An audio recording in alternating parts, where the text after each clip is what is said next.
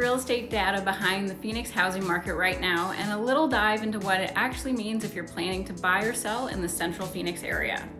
When we analyze the latest numbers, buyer demand across the valley is up about 9.9% year over year, which tells us buyers are starting to come back into the market as we move into that spring season.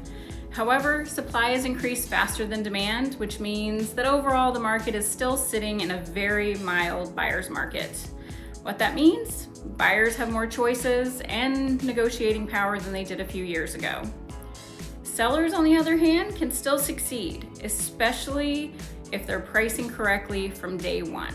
That matters more than ever in this market. Testing it out to see if we can, get a little bit higher is kind of out the window at this point. So one thing the data makes very clear is that Phoenix isn't just one market, it's dozens of micro markets. Interior cities like Phoenix, Chandler, and Gilbert are leaning more seller favorable, while the outer suburbs have shifted more towards that buyer's market because of the higher inventory. So buyers have more negotiating opportunities in the higher inventory areas, and sellers in those desirable central neighborhoods still benefit from strong location-driven demand. When we zoom into central Phoenix specifically, we're seeing a few important trends. Median prices have softened slightly, about 3%, so roughly from about $476,000 to $462,000. That's because the inventory has increased in some of those downtown and central zip codes.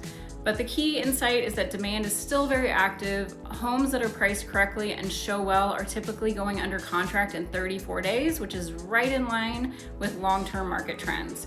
And another key point, single-family homes are outperforming condos, especially under that $500,000 price point. So the data tells us that the Phoenix market is stabilizing. Central Phoenix single-family homes are still attracting strong demand, but in today's market, success comes down to three things: strategic pricing, property presentation, and understanding your specific neighborhood trends. If you're curious what this means for your home value and buying power right now, I'm happy to walk through numbers with you.